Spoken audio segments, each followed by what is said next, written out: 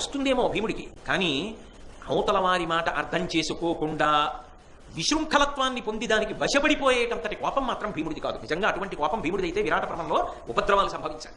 ఆయన ఆగుతాడు, వెంటనే ఆలోచిస్తాడు. అన్నగారు ఒక మాట అన్నాడు, కట్టుబడిపోతాడంతే. ఉత్తరక్షణం ఆగుతాడు.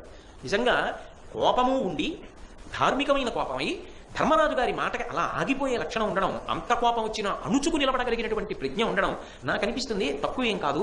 భీముడి విషయంలో అది చాలా చాలా గొప్ప లక్షణమే అనిపిస్తుంది. మీరు చూడండి, ఎవరైనా కొంచెం కోపానికి లోనైపోయాడు అనుకోండి, తండ్రెడ్డెళ్ళినా తల్లెడ్డెళ్ళినా కూడా తోసేసి, భార్యనైనా తోసేసి, పెద్దలనైనా తోసేసి మీరు మాట్లాడకండి కాసేపు అంటాడు. మీకు తెలియదు మీరు మాట్లాడకండి అంటాడు. కళ్ళు ఎర్ర చేసేసి, చిట్లించేసి, బ్రుకుటి ముడి వేసి మాట్లాడతాడు. మరి అదే భీముడైతే ఎంత కోపంలో ఉన్న అన్నగారు మాట అంటే, నువ్వు చెప్పింది నాకు అర్థం కాలేదని తన అన్న చేసాడు, నువ్వేదో చెట్టు అన్నావు, కాయన్నో, వంట పొయ్యిలో పెట్టే కర్రన్నావు, నాకు అప్పుడు అదేం అర్థం కాలేదు అని తప్పుకోడు. ఆయన ఏ హృదయంతో అంటున్నాడో ఆ హృదయంతో అర్థం చేసుకుని ఆగుతాడు. అదే మహాభారతాన్ని తిప్పుతూ ఉంటుంది. ఆ సమయోచిత ప్రజ్ఞ, ధియో యౌన ప్రచోదయాత్, అంత గొప్ప ఆలోచనలు ఎలా వస్తాయి?